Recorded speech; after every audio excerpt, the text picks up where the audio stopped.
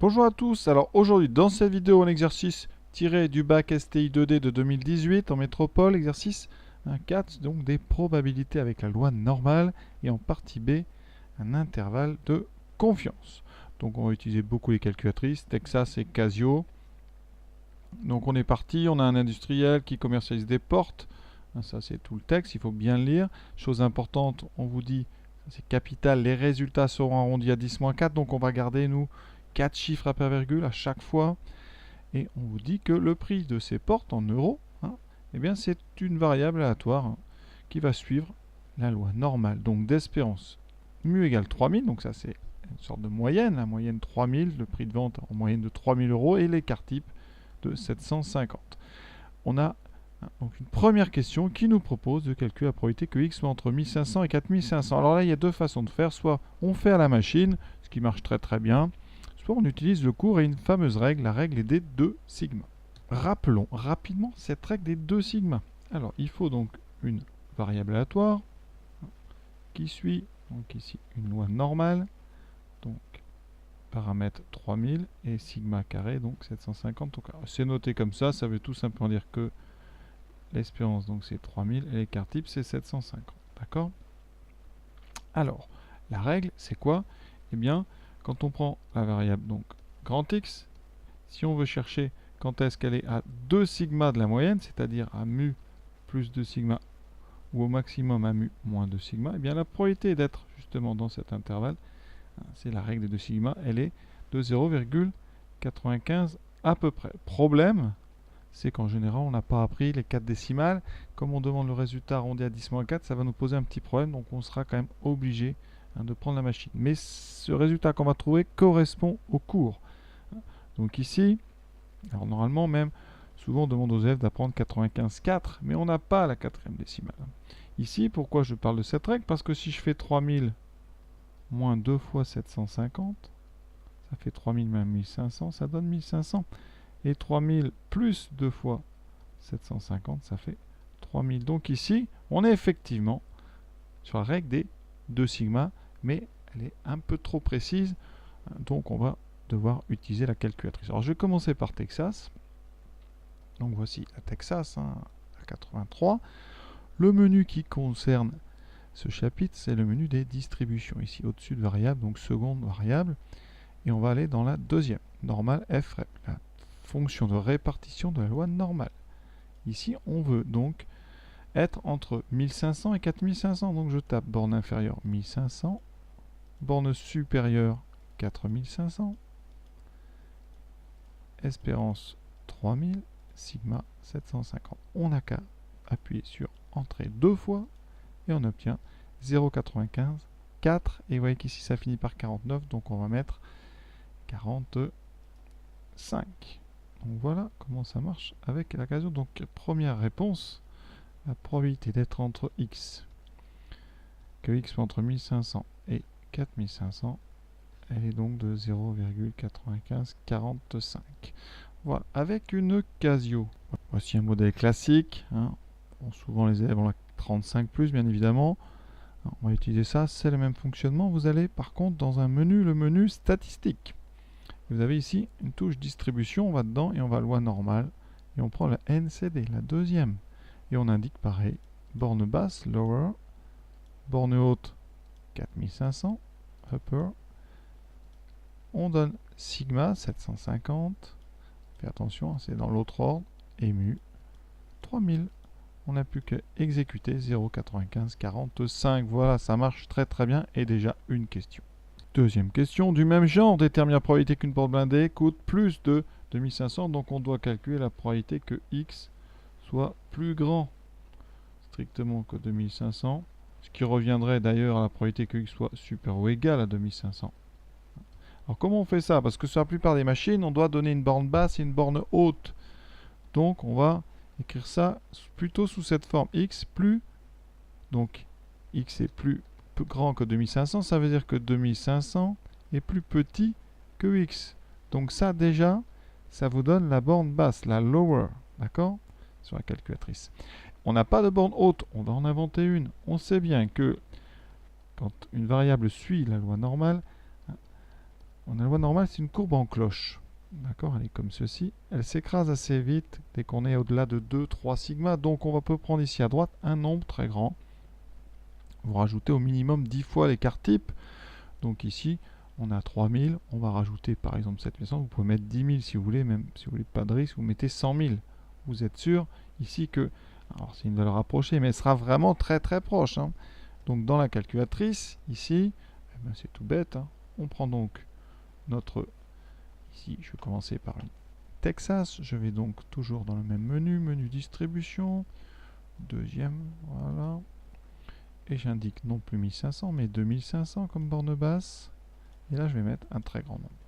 Alors, je ne compte même pas le nombre de zéros, voilà. Tout est déjà rentré. Et on va garder 4 chiffres après virgule, donc 0,7475.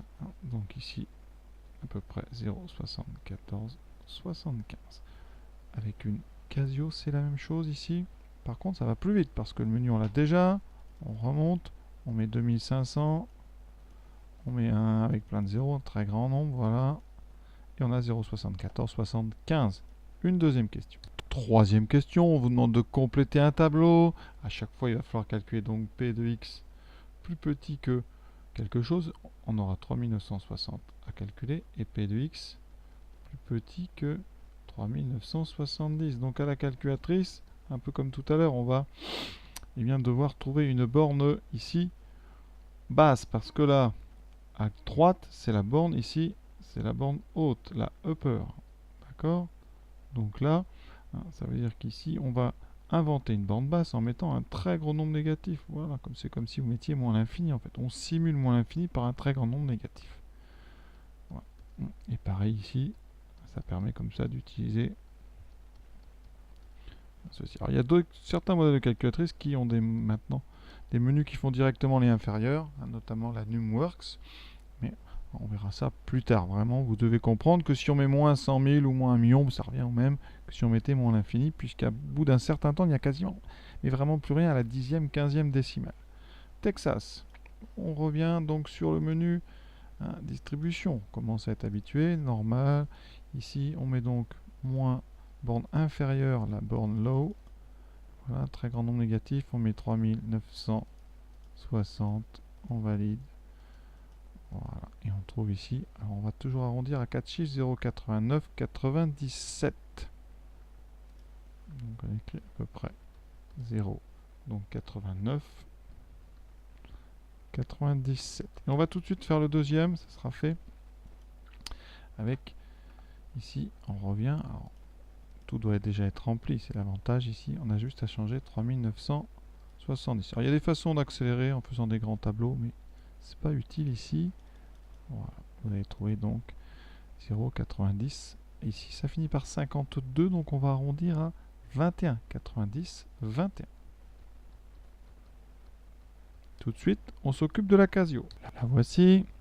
Donc, on va en arrière. Ici, donc on va mettre moins un grand nombre. Ici, 3960. Je refais tout. Hein. Voilà, 89, 97. Ici, 3970. Voilà, 0,90, 21. Parfait. Dernière question de cette partie-là. Question un petit peu facile, étonnante d'ailleurs. On nous dit que l'industriel estime que le prix de vente ne devra pas dépasser plus de 15% du montant minimal. Quel prix de vente maximal? Donc ici, on rajoute juste 15% à 3962. Je vous rappelle que pour rajouter 15%, on multiplie donc par 1 plus t sur 100, c'est-à-dire 15 sur 100, soit 1,15. Donc l'opération, c'est prix de vente maximal est donc égal à 3962 fois 1,15. 3962 fois 1,15. On obtient donc ici 4556,3 euros. On relit bien le texte et on voit qu'on vous demande ce prix à l'euro près ici. D'accord, donc on va arrondir d'où donc 4556 euros. Voilà pour cette partie. On passe maintenant à la deuxième partie, une partie avec un intervalle de fluctuation. Alors partie B, on va faire de l'estimation, c'est-à-dire utiliser un intervalle de confiance. Pour intervalle de confiance, on vous rappelle la formule, donc très bien, vous avez deux variables, donc f et n. Il faut connaître f et n. Donc, il faut un échantillon. N, c'est la taille d'un échantillon, on vous le dit. Une enquête est réalisée sur un échantillon de 984 personnes, donc ça c'est n. Et ensuite, il vous faut une fréquence. Eh bien, cette fréquence, c'est la fréquence de l'échantillon qui correspond à notre étude. Donc ici, n, c'est 984. Et la fréquence de l'échantillon, on vous dit qu'il y a 123 personnes qui sont favorables, donc c'est 123 sur 984. Parce qu'on vous demande, c'est ça qui est important, on vous demande un intervalle de confiance de la proportion de personnes favorables. Donc je dois calculer la fréquence ici de favorable. Alors, il faut donc appliquer la formule. Cet intervalle, il sera donc ici. Alors, il faut calculer 123 sur 984. Est-ce que ça simplifie? Donc, regardons ça. 123 divisé par 984. Ah, parfait, ça fait donc un huitième. D'accord, ça fait 0,125. Donc là, 0,125.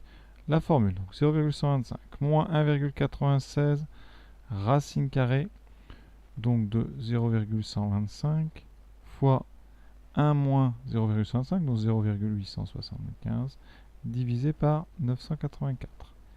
Et de l'autre côté, on a la même chose avec un plus, je vais décaler ça, plus la racine carrée de 0,125, 0,875 sur 984. C'est pas très intéressant à faire, mais bon, il ne faut pas se tromper.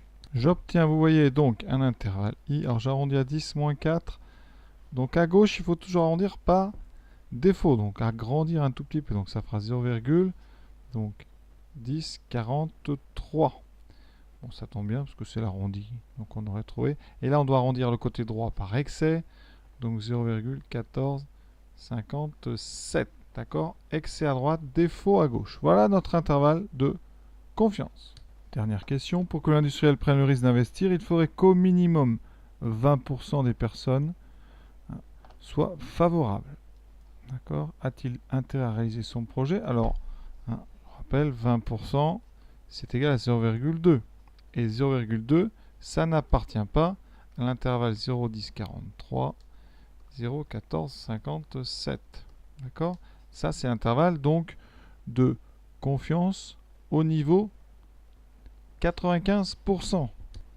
La conséquence de cette non-appartenance de 0,2 à l'intervalle de confiance, eh bien, c'est que on va donc en fait, en quelque sorte, rejeter l'hypothèse que c'est bon. Donc, on a intérêt à ne pas réaliser le projet. Donc, il n'a pas intérêt.